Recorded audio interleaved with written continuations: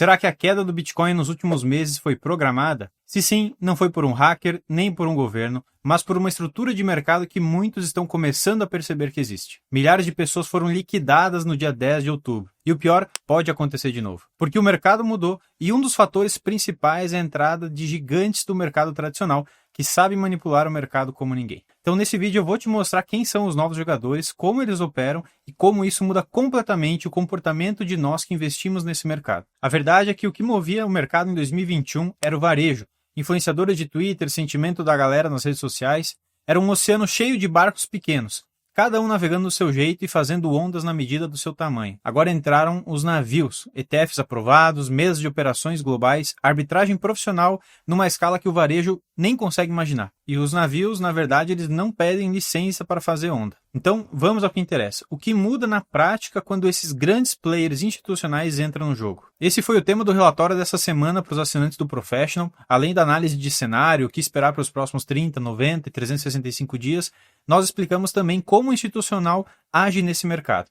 Então, se você quer sinalização de mercado, saber o que comprar, o que vender, quando se expor com mais agressividade e quando tirar a exposição do mercado, considere se tornar assinante do Professional, onde nós abrimos 100% da inteligência de mercado que nós usamos aqui na Target. Não fica nada de fora mesmo, tá, pessoal? A gente realmente abre tudo para te ajudar na tomada de decisão. Então, se você quiser conhecer, o link está aqui na descrição para falar com o nosso time. E o primeiro ponto que eu quero trazer para você é a narrativa sobre a Jane Street, que nós vimos crescendo no mercado aí nos últimos 6 meses praticamente, né? Faz um bom tempo que isso está rodando. O que é a Jane Street? Ele é um market maker, é um fornecedor de liquidez aí para vários mercados, tá? Eles operam globalmente, fornecem liquidez para fundos de investimento, ETFs e mercado cripto. Também eles têm uma atuação bem forte. A narrativa que estava rolando é que a Jane Street estaria manipulando o mercado cripto dia após dia. Uma das evidências para isso é que sempre com a abertura do mercado americano às 10 horas da manhã, o preço do Bitcoin simplesmente despencava, caía 2% às vezes em poucos minutos. Isso aqui é uma queda relevante para um ativo desse. Em 15 minutos entrava uma força vendedora de centenas de milhões de dólares e fazia o preço cair. Isso aqui se repetiu, pessoal, por muitos e muitos meses, todos os dias da semana, né, os dias úteis. Quando não tinha dia útil, quando o mercado americano não abria, adivinha, não acontecia a queda exatamente às 10 horas da manhã. Né? Um dos sinais de que a Jane Street ou algum outro, né, market maker institucional não estava operando naquele dia. Isso aqui ficou só no campo das teorias, afinal não daria para revelar exatamente se era ela que estava fazendo, porque ela não abre 100% das operações que ela faz, ainda mais no dia a dia, né? É obrigatório eles revelarem as posições que eles guardam, né? Dependendo dos mercados em que eles atuam, com uma certa periodicidade, eles têm que revelar. E eu já vou te mostrar um print da Bloomberg sobre isso. Mas o que nós ficamos sabendo há poucos dias atrás é que a Terraform, ela processou a Jane Street por uso de informações privilegiadas no caso da Terra Luna. Quem é mais novo no mercado talvez não se lembre, mas aconteceu o colapso de um protocolo, o Terra Luna, a moeda deles, né, uma stablecoin algorítmica, colapsou completamente em 2022 e foi assim um dos pontos principais para acontecer o bear market naquela época. O preço realmente foi despencando, caiu muito, chegou a cair dos 69 para 15 mil dólares, né? E foi um período em que muita gente perdeu dinheiro. Foram, se eu não me engano, cerca de 40 bilhões de dólares só no evento da Terra Luna que foram dizimados. Isso sem contar outros protocolos que tinham exposição, né? Mercados indiretos que estavam expostos e também acabaram perdendo um valor de mercado gigantesco. O pessoal que está processando ele está alegando que a Jane Street se posicionou em torno das mudanças de liquidez que não tinham sido divulgadas ainda. O que aconteceu foi que os donos do protocolo retiraram 150 milhões de dólares do protocolo e logo em seguida veio a Jane Street e retirou 80 milhões de dólares. Isso aqui aconteceu e ocasionou o colapso da moeda, né? Foi uma força vendedora muito forte. Ela teve o DPEG, né? Não valia mais $1 de igual para igual. Isso aqui originou uma venda em cascata que acabou com o colapso do protocolo. Bem em termos grosseiros aqui para não me estender nesse ponto. E aí você já começa a entender que, bom, esses players talvez não estejam para brincadeira mesmo, né? Eu vou trazer mais evidências aqui de que o pessoal institucional, eles fazem isso mesmo, sem vergonha na cara, porque eles obtêm muito mais lucro fazendo isso do que o que eles podem ter que vir a pagar, né? Se eles forem processados de indenização. Mas olha que interessante, recentemente nós vimos que as posições da Jane Street em Bitcoin cresceram. Eu trago aqui o print do terminal da Bloomberg, onde nós vemos que a Jane Street figura em terceiro lugar nas posições do IBIT, o ETF de Bitcoin, com uma compra ó, de 7 milhões de shares dessa posição, ou seja, ela agora está com 20 milhões, ela quase dobrou, né? Estava com 13 e foi para 20, ou seja, ela acumulou muito Bitcoin nos últimos meses. E aí você começa a pensar, pô, uma firma desse tamanho, né? Ela possivelmente estava vendendo no mercado, fazendo as pessoas desistirem, cansando, estressando os investidores, e de repente, depois que passa todo esse furdunço aí que o mercado cai um monte, ela vem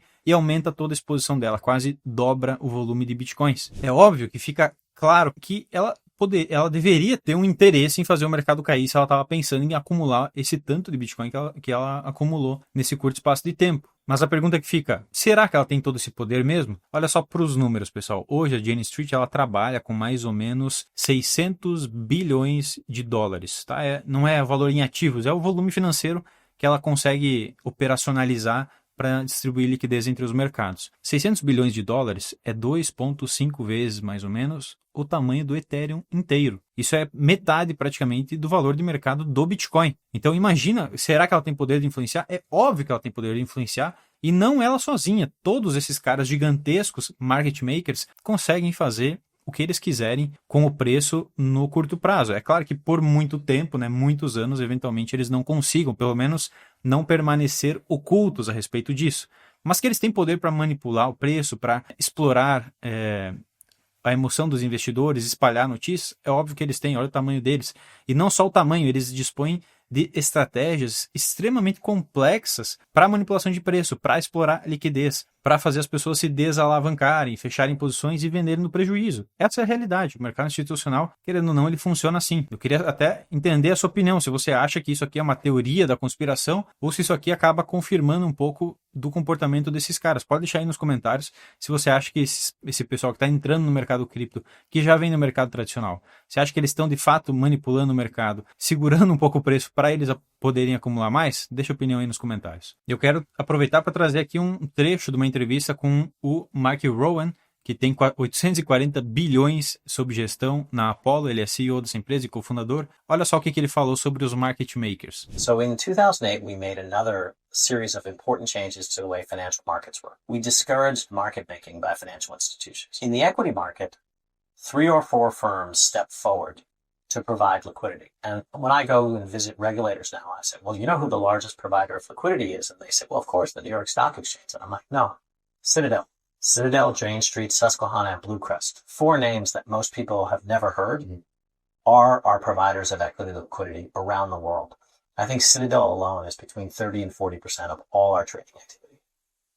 That's a shock to people. O que ele está falando aqui? Bom, quem que fornece liquidez aí se eu quiser comprar ações na Bolsa Americana? Ah, deve ser a própria Nasdaq, né? Deve ser a própria Bolsa Americana que está me fornecendo. Não é assim que acontece no mundo real, não. São 4 empresas privadas, financeiras, que fornecem a liquidez para o mundo inteiro operar. Equity nesse exemplo aqui, né? E o Citadel sozinho tem de 30% a 40% de todo esse volume que é fornecido em liquidez. Uma única empresa tem esse poder de influência no mercado. Então entende que isso aqui muda completamente a forma como você enxerga o mercado e você começa a repensar os movimentos de curto prazo, não sob a ótica aleatória dos investidores de varejo que estão se alavancando, que estão comprando, vendendo. Não. Tem uma camada por baixo dos panos muito mais interessante quando você olha que grandes investidores, grandes instituições estão operando nisso aqui e eles podem estar operando para o próprio interesse deles, que eles não estão só fornecendo liquidez. O poder de manipulação que eles têm sobre o preço é tão grande que eles podem manipular para os seus próprios interesses, para terem lucros. A própria Jane Street, ela estava em 2020, mais ou menos 2021, com cerca de 200 bilhões de dólares movimentando. Hoje ela tem 600 bilhões. Então ela triplicou o tamanho dela em 4, 5, 6 anos. Imagina a potência que essa instituição tem se ela tem essa capacidade de gerar valor. É claro que ela pode ter buscado no mercado, ter tido investidores, mas ela não conseguiria triplicar o capital dela à toa, se ela não tivesse uma estratégia muito clara e efetiva de fazer lucro no mercado. Ainda que essa estratégia seja manipular o mercado para obter lucro. E uma das provas que a gente observa que o mercado mudou muito de lá para cá, desde a criação dos papéis em Bitcoin, negociação em bolsa, opções, futuro cada vez mais profissionalizado, é que de fato o mercado futuro, que não trabalha com bitcoins efetivamente na blockchain do Bitcoin, mas pega um sintético disso, permite que você alavanque, permite que você compre e venda opções na bolsa de valores, ele tem cada vez mais influência sobre o movimento do mercado. Aqui nesse indicador que nós criamos aqui na Target, ele é basicamente sentimento futuro. Nós temos o nosso outro indicador de sentimento, que é on-chain, que mede as atividades à vista, que também tem um poder de previsão de 83% nos topos, também tem um fator explicativo muito grande. Mas olha só isso daqui, nós temos o retorno do Bitcoin em preto, essa linha preta, e o FPI, que é o sentimento futuro, que é a linha azul. Olha o fato de que o sentimento futuro, na medida em que ele avança para os extremos, aqui vermelho, o preço também tende a corrigir depois junto com ele. Então, quando o sentimento futuro ele entra numa escala de medo excessivo e começa a subir para uma área de ganância, digamos assim, de otimismo excessivo, isso gera correções no preço por si só. A influência que o mercado futuro tem hoje que não tinha no passado.